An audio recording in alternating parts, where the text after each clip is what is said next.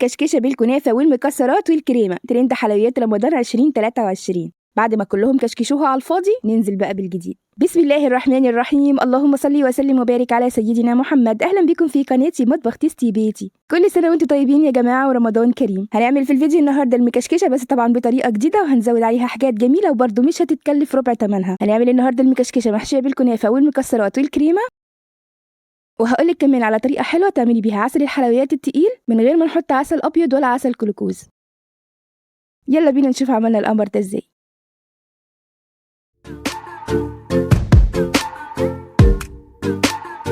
أول حاجة هنبدأ نجهزها كده العسل. المكشكشة بتتسقي بعسل تقيل وبارد. هنحط كوبايتين من السكر،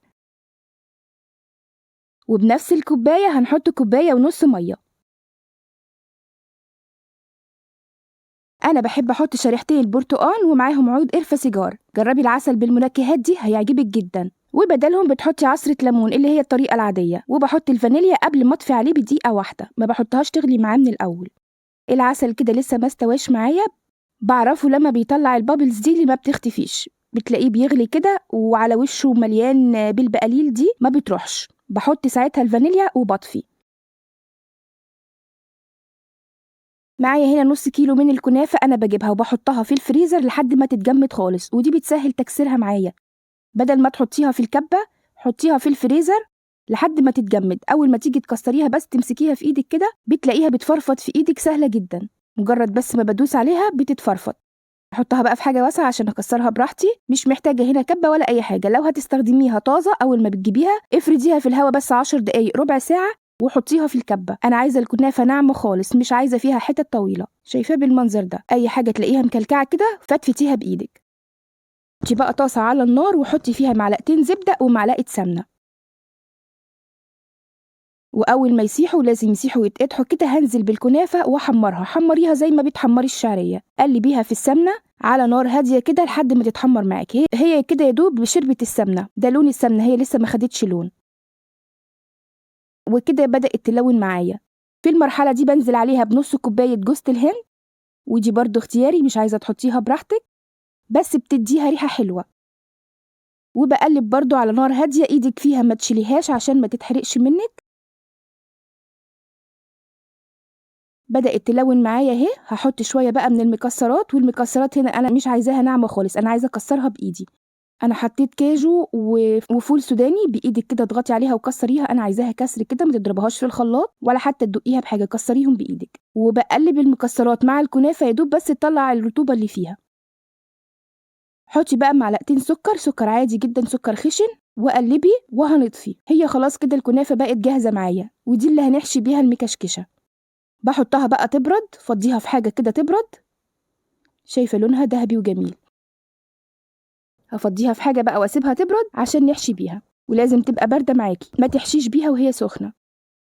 معايا بقى هنا لفة جلاش، مش شرط خالص تبقى صبحة، عادي جدا، جايباها من التلاجة، بس ما تكونش متجمدة، يعني ما تجمديهاش وتفكيها، مش هتبقى سهلة معاكي وانتي بتكشكشيها. هاخد ورقتين بورقتين كده، واللي هيفيض معايا بقية اللفة لازم تلفيها في فوطة مطبخ نضيفة عشان تفضل طرية معاكي. لو نشفت انسي خالص ان انتي تكشكشيها، كل ما تيجي تكشكشيها تتكسر معاكي، فخليها دايما في الفوطة.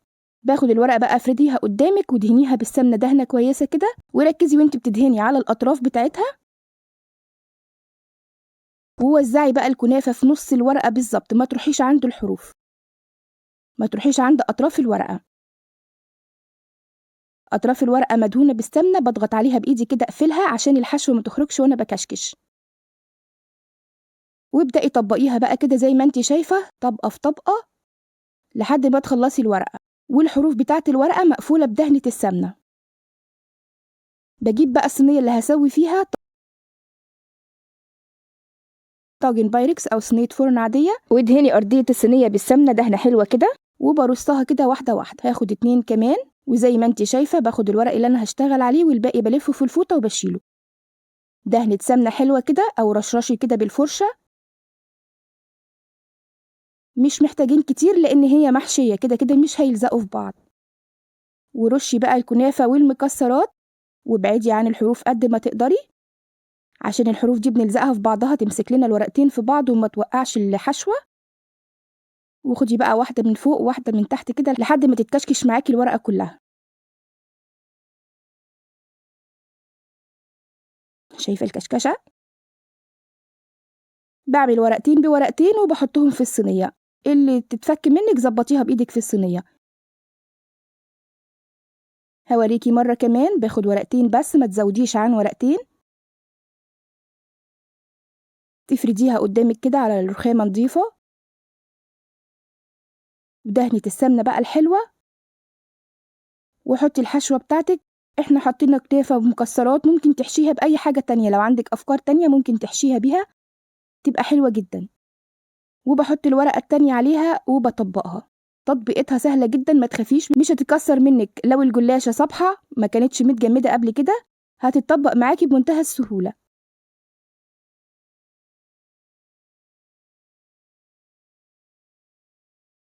اللي باخلّصها باحطها على الصينية على طول، واضغطي بإيدِك كده خلّيهم ماسكين في بعض. لو حاجة وقعت منِّك زي كده الزقيها مع بعضها بدهنة سمنة عشان تفضل لازقة في بعضها، دهنة سمنة كده هتمسكهم. هاكمّل بقى الصينية بتاعتي، كده خلّصت الصينية أهي اتملت كلّها، خدت لفة الجلاش كلّها. غرّقيها بقى بالسمنة، سمنة سايحة كده وبالفرشة وشرّبيها سمنة قد ما تقدري. الحلويات الشرقية بتحب السمنة بزيادة. ادهنيها كده عشان تطلع معاكِ مورقة وحلوة. هادخّلها الفرن بقى على درجة حرارة 180 في الشبكة اللي في النُص، وهاقعّدها بس حوالي 5 دقايق إن هي تقرمش كده والرقاقة تنشف وتورّق معايا. وعلى ما تطلع من الفرن هاجهّز بقى الكريمة اللي هنحطها عليها، معلقتين سكر، معلقتين بودرة من بودرة الكريم كراميل أو ممكن تحطي كاسترد. أنا حطيت بودرة كريم كراميل معلقتين كبار كده، وكوباية ونص لبن حليب عادي، وضربتهم بقى مع بعض. اضربيهم مع بعض كويس كده بالمضرب الكهربا أو بالمضرب اليدوي عادي. اضربي الكريمة لحد ما تدوب في اللبن. لو ما عندكيش كاسترد أو كريمة الكريم كراميل ممكن تحطي معلقة نشا واحدة مع السكر مع اللبن، هتعمل معاكي كريمة حلوة قوي. وزودي عليها معلقة فانيليا. بعد ما قعدت 5 دقايق في الفرن أنا سقيتها بالكريمة. اسقيها كويس جدًا وشبعيها، حطي كمية كريمة حلوة كده عشان تبقى ظاهرة معاكي في المكشكشة. وهرجعها الفرن تاني، هتقعد حوالي ربع ساعة وهتطلع بالجمال ده. تحفة يا بنات، الحشوة فيها مقرمشة وهي مقرمشة وهي طالعة سخنة كده من الفرن على طول. قبليها بالشربات البارد، اسقيها بقى بالشربات اللي احنا عملناه، شربات تقيل وبارد، وشبعيها بالشربات قد ما تقدري عشان تبقى منغنغة معاكي كده وشاربة عسل ومستكفية. هي خدت كل الشربات اللي أنا عملته، كوبايتين السكر. هقطعها بقى وأوريكي الجمال من جوه. قطعيها بسكينة حلويات مشرشرة وتأكدي إن السكينة واصلة لحد الصينية من تحت، وسلكي الجوانب بتاعتها برضو، ما تخليهاش لازقة من الجوانب عشان لما تيجي تطلعيها تطلع معاكي قطعة سليمة ما تتفرفتش. أنا بلفها وبأكد على التقطيع من كل حتة كده عشان لما اطلعها ما تفرفتش مني. مقرمشه جدا من كل الجوانب، والكنافه من جوه ما طريتش برضو فيها قرمشه، والكريمه نازله بين الجلاش، هتلاقيها في الجلاشه من تحت. هطلع لك بقى حته كده تشوفيها، منتهى الجمال، احلى من اللي بتيجي من بره. هقلبها لك كده اوريكي الكنافه من جوه. شايفه كل ورقه طالعه بورقتها مش لازقه في بعضها. فكرتها حلوة جدا للناس اللي مش بتحب الحلويات الطرية بزيادة، اللي بتجزع من الحاجة اللي بتلظ كده. لو الجلاش فاضي هيشرب الكريمة وهتلاقيه معجن من قلبه. في ناس مش بتحب الفكرة دي خالص في الحلويات. الكنافة من جواها من قلبها فيها قرمشة خفيفة كده ومدياها حرفشة لذيذة كده في البق، والكريمة زهرة برضو بس مش اللي هي تجزع النفس قوي يعني. ودي المكسرات، رشي بقى عليها رشة جوز الهند، رشة جوز أخضر، المتاح عندك حطيه. أنا حطيت جوز الهند، ممكن انت تحطي أي حاجة تانية. بتاكليها أول ما بتطلع من الفرن دافية كده، ولو بردت منك أو باتت تاخدي الحتة تحطيها في طبق بيخش الميكروويف، وتحطي عليها نص كوباية لبن ويدوب بس نص دقيقة في الميكروويف، وهتطلع معاكي أحلى من اللي جاي من بره. لو عجبتك الطريقة دي اكتبي لي رأيك في الكومنتات، وما تنسينيش بقى باللايك والشير وسبسكرايب وتفعيل زر الجرس للقناة لو محتوى قناتي بيعجبكم. والسلام عليكم ورحمة الله وبركاته.